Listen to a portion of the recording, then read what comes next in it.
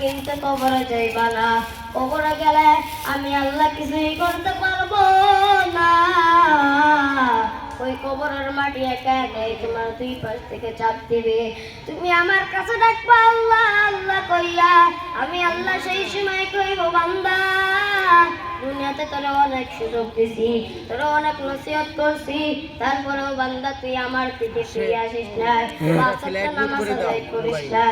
ও বান্দারা, একবার মাথাটা নিচু কইরা চিন্তা কইরা দেখো, আমার আল্লাহ কত দয়া, আমার আল্লাহ কত রহমান, আমার আল্লাহ কারোর জন্য কত কষ্ট করে, সবার জন্য আমার আল্লাহ কত কষ্ট করে, কিন্তু আমার আল্লাহর ইবাদত আমরা করি না, আমার নবীর সুন্নাত আমরা মানি না। কিরকম বান্দা আমরা, আমার আল্লাহর সাথে শিরক করে আমার আল্লাহরে গালি দিই।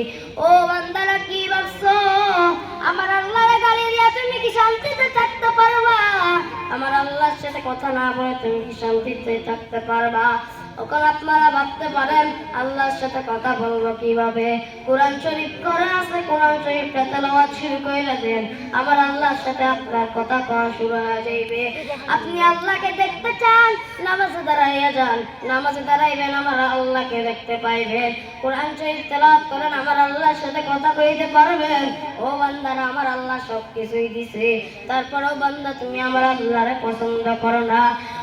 আপনি ভাববেন যে আল্লাহর সাথে কথা বলবো কিভাবে? কোরআন চোখটা খুলে দেখো, কোরআন শরীফের যে আয়াতগুলা, ওইগুলা প্রত্যেকটা আয়াতের ভিতরে লেখা আছে আল্লাহ আল্লাহ। আল্লাহর সাথে যখন কথা বলবা বান্দা, তুমি যখন কোরআন শরীফটা তেলাওয়াত করবা, তখনই আমার আল্লাহ তোমার সাথে কথা বলা শুরু করবে। যখন তোমার দেখতে মন চাইবে আমার আল্লাহকে, নামাজে দাঁড়াইয়া যাও, নামাজের সামনে যে আল্লাহকে নিয়ে দাঁড়াও। আল্লাহকে যখন সেজদা করবা, ও বান্দা তুমি যে নামাজ পড়ো, সেজদা করো কার? সেজদা করো আমার আল্লাহর, সেজদা করো আমার আল্লাহর সামনে দাঁড়াইয়া নামাজ পড়ো। এই যে তুমি আল্লাহরে দেখছো, ও বান্দা আর কত কি চাই? আমার আল্লাহ তোমার গাছ দিছে, ঘর দিছে, জমিন দিছে, তোমার সব কিছুই দিছে, টাকা পয়সা দিছে, বাড়ি ঘর দিছে, গাড়ি বাড়ি দিছে, সব কিছুই দিছে, তারপরে আমার আল্লাহরে তুমি ডাকো না। ও কোন কত বড় লোক আছে, 5 তলা 10 তলা বিল্ডিং বানায় আমার আল্লাহ দিছে, তারপরেও আমার আল্লাহরে বিশ্বাস করে না। কত মানুষ আছে ঘরের টিনের ঘরের উপরে শোয়, টিনের ঘরে যে রৌদ্র টিনের ঘরের ভিতরে চায়, তারপরেও আমার আল্লাহর ভুলে না, খালি ডাকে লা ইলাহা ইল্লাল্লাহ, লা ইলাহা ইল্লাল্লাহ। আমার আল্লাহ কোনোদিনও ভুলে না। কিন্তু যারা 10 তলা 20 তলা বিল্ডিং থাকে, তারা আমার আল্লাহরে ডাকে না। তারা মনে করে আমার তো টাকা পয়সা আছে, আমি টাকা দিয়ে অনেক কিছু করতে পারবো, আমার নামাজ পড়ে কোনো লাভ নাই, আমি টাকা দিয়ে জান্নাত কিনতে পারবো। কোনোদিনও মনে এই ভাবটা নিও না, টাকা দিয়ে তুমি কিছুই করতে পারবা না। কবরে যাওয়ার আগে টাকা মাকা সব কিছু শেষ, কবরে যাইয়া তুমি টাকার দাম দেখাইতে পারবা না, টাকার অভাব দেখাইতে পারবা না। ওই কবর টাকা কেউ চিনে না, তোমাকেও চিনে না। ও কবর, ওই কবর শুধুমাত্র চিনে আমল। তুমি কি মনে করছো ওই টাকা দিয়ে তুমি কি জান্নাত কিনতে পারবা? ওই টাকা দিয়ে তুমি দুনিয়াতেই যেটা খরচ করবা, দুনিয়াতে সেটাই থাকবে, কিন্তু কবর কিয়ামত কোনোদিন তুমি টাকা নিয়ে আলোচনা করতে পারবা না। কিয়ামতের দিন যখন আল্লাহ পাক রব্বুল আলামিন বান্দা সর্বপ্রথম তোমাকে হিসাব দিতে হবে নামাজের, তোমাকে জিজ্ঞাসা করবে না বান্দা তুই দুনিয়াতে খাইছস নাকি খাস নাই? ও বান্দা তোমারে জিজ্ঞাসা করবে না ও বান্দা তুই কি দুনিয়াতে গরুরে খাইছস নাকি খাস নাই? ও বান্দা তোর টাকা ছিল নাকি না? তুই কেন এটা জিজ্ঞাসা করবে না। কিয়ামতের দিন আমার নবী বলেন, হাদিস শরীফে বলেন যে আউয়ালু মা ইউহাসাবু বিল আবদু ইয়াউমাল কিয়ামাতিস সালাহ। কিয়ামতের দিন সর্বপ্রথম বান্দার নামাজের হিসাব হইবে। আমার আল্লাহ বান্দা তোমার কিয়ামতের দিন কিছুই জিগাইবেন না, তোমাকে জিগাইবে নাকি ও বান্দা তুই কি দুনিয়াতে থাকতে নামাজ পড়ছো? এটা জিগাইবে আমার আল্লাহ। তোমাকে জিগাইবে না তুই কি খাইছিস নাকি খাস নাই, এটা আমার আল্লাহ জিগাইবে না। তুই কি গরুরে খাওয়াইছিস নাকি খাওয়াস নাই, আমার আল্লাহ এটাকে জিগাইবে না। তুই কি দান করছিস নাকি করস নাই, আমার আল্লাহ এটা জিগাইবে না।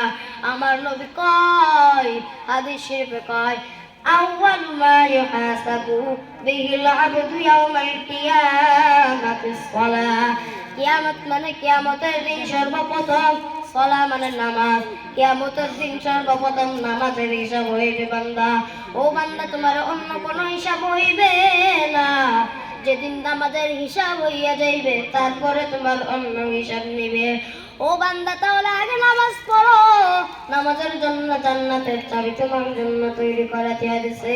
যদি নামাজ পড়ো তাহলে জান্নাতের চাবি তোমার পকেটেই থাকবে। যদি নামাজ না পড়ো তোমার জান্নাতের চাবি পাইবা না। আমার আল্লাহ কয়, বান্দা নামাজ পড়ো, রোজা রাখো, আমল করো। আমি আল্লাহর পথে চলো, আমার আল্লাহর পথ থেকে সরাইয়া যাইও না। আমি আল্লাহ কোনোদিনও তোমাকে ভুলবো না। আমার আল্লাহর কাছে চলো, তওবা করবা, গুনাহ করবা, তওবা করো।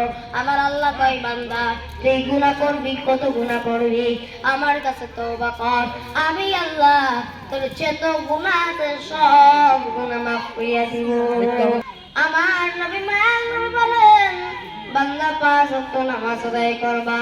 মিফতাহুল জান্নাতিস সালাত, নামাজ বেহেশতের চাবি। নামাজ আছে যার চাবি আছে তার। নামাজ যে পড়বে জান্নাতের চাবি তার কাছে আসে। দুনিয়াতে নামাজ কয় ওয়াক্ত? 5 ওয়াক্ত। আমার নবী বলেন, আল্লাহ পাক রব্বুল আলামিন দুনিয়াতে বান্দার 5 ওয়াক্ত নামাজের জন্য 5টি পুরস্কার দিবেন। কয়টি পুরস্কার? 5টি পুরস্কার। 1 নাম্বার পুরস্কার, বান্দা দুনিয়াতে রিজিকের অভাব দূর করিয়া দিবেন। রিজিক মানে বুঝেন কি? কত? খাবার। রিজিক মানে খাবার। ও বান্দা, দুনিয়াতে তুমি খাবারের জন্য কত কষ্ট করো। দুনিয়াতে মানুষ, ঢাকা শহরে মানুষ গার্মেন্টসে চাকরি করে, রিক্সা চালায়, ভ্যান চালায়, মানুষ মানুষের কাছে ভিক্ষা চায়, মানুষ মানুষকে মিথ্যা কথা বলে, মানুষ মানুষকে খুন করে, মানুষ মানুষকে ধোঁকা দেয়, মানুষ কৃষি কাজ করে। আমার আল্লাহ কয়, বান্দা তোর এত কষ্ট করা লাগবে না। আমার কাছে ফজরের নামাজ আদায় কর, আমি আল্লাহ তোর রিজিকের অভাব দূর করিয়া দিব। আমার নবী বলেন, আল্লাহ পাক রব্বুল আলামিন 2 নাম্বার পুরস্কার, কবরের আযাব মাফ করে দিবেন। ওই কবর কিরকম ভয়ঙ্কর, ওই কবরে বান্দা তুই থাকতে পারবি না। ওই কবরে 99টা সাপ ছেড়ে দেওয়া হবে। ওই সাপগুলো কত ভয়ঙ্কর, ওই সাপের যে বিষ, 1 ফোঁটা বিষ যদি পৃথিবীতে ছাড়া হতো, পৃথিবীর যত গাছপালা আছে সব কিছু পুড়ে সরকার হয়ে যেত। কিন্তু ওই সাপের বিষ বেঈমান বেনামাজির কবরের ভিতর ছেড়ে দেওয়া হবে। ওই কবরের ভিতরে যখন বেনামাজিকে দুটো ফেরেশতা এসে জিজ্ঞাসা করা হবে, মান রব্বুকা, মান দীনুকা, মান নাবিয়ুকা। যদি বান্দা মুমিন বান্দা হয়ে থাকে তাহলে উত্তর দিবে, আমার রব আল্লাহ, আমার দ্বীন হলো ইসলাম, আমার নবী হযরত মুহাম্মদ মুস্তাফা সাল্লাল্লাহু আলাইহি ওয়াসাল্লাম। আমার আল্লাহ কইব, ফেরেশতারা দাঁড়াইয়া রইছস কেন? আমার বান্দার কবর কানা জান্নাতের বাগান বানাইয়া দে। আমার বান্দার কবরে যেন একটু কোনো কষ্ট হয় না। জান্নাতের নরম বিছানাটা বিছাইয়া দে, জান্নাতের নরম বালিশটা বিছাইয়া দে। আমার বান্দার যদি কোনো কষ্ট হয় আমি আল্লাহ সহ্য করতে পারবো না। যখন বেনামাজির কবরের ভিতরে যে যখন বলবে, মান রব্বুকা, মান দীনুকা, মান নাবিয়ুকা। যদি বান্দা বেনামাজি হইয়া থাকে, যখন বলবে মান রব্বুকা, বেনামাজি উত্তর দেবে লা আদরি। আবার যখন বলবে মান দীনুকা, তখন বলবে লা আদরি। আবার যখন বলবে মান নাবিয়ুকা, তখন বলবে লা আদরি, লা আদরি, লা আদরি, আমি সব কিছুই জানি না। তখন ফেরেশতারা রাগী দিন হইয়া আল্লাহর কাছে বলবেন, আল্লাহ তোমার বেঈমানরা আমরা প্রশ্ন করছি 3টা, তোমার বেনামাজি একটা প্রশ্নের উত্তর পারে নাই। আমার আল্লাহ কইব, ফেরেশতারা তোরা দাঁড়াইয়া রইছস কেন? ওই বেঈমানের কবরের ভিতরে কয়টা সাপ ছাইরা দে, ওই বেনামাজির কবরের ভিতরে জাহান্নামের সুড়ঙ্গ কইরা দে। ওই বেনামাজির কবরে কিরকম আযাব হবে, ওই সাপের একটা সবর যখন বান্দার মাথার উপর দেওয়া হবে 70 গজ মাটির নিচে ঢুকে যাবে, আবার টান মেরে বের করে আবার ঢুকাবে। এরকম করতে করতে কিয়ামত যতদিন না আসে বান্দার সাথে এরকম নির্যাতন চলতে থাকবে।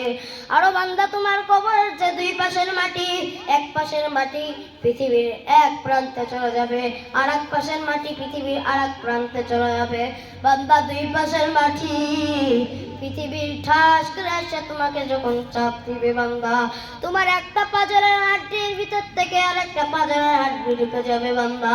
তুমি চিৎকার মেরে বলবা আল্লাহ আর একবার সুযোগ দাও, দুনিয়াতে যাইয়া ভালো কাজ করব, দুনিয়াতে যাইয়া কোনোদিন গুনাহ করব না, দান করব, আল্লাহ তোমার পথে চলব। আমার আল্লাহ কইব বান্দা তোর সুযোগ দিতে দিতে তোরে পান মতন সুযোগ দিছি, তারপরেও তুই আমার সুযোগকে কোনো গুরুত্ব দিস নাই, আজকে তোর কোনো সুযোগ দিয়া নাই। আজকে তুই বান্দা কবরের ভিতরে আইছস, যেই কবরে একবার গেলে দ্বিতীয়বার ফিরা যায় না। আমার আল্লাহ কয় বান্দা একবার যেই তো তোরে নিয়ে আইছি, আর কোনোদিন তোরে যাইতে দিব না।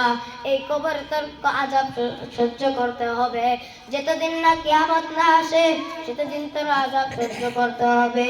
কিয়ামতের দিন তোকে জাহান্নামের ভিতর ফেলাইয়া দিব। আমার নবী মায়ার নবী কয় ও বান্দা 3 নাম্বার পুরস্কার, 3 নাম্বার পুরস্কার কিয়ামতের দিন বান্দা তোমার আমলনামা দিবেন ডান হাতে। কোন হাতে? আপনার ডান হাতে আমল নিতে চান নাকি বাম হাতে আমল নিতে চান?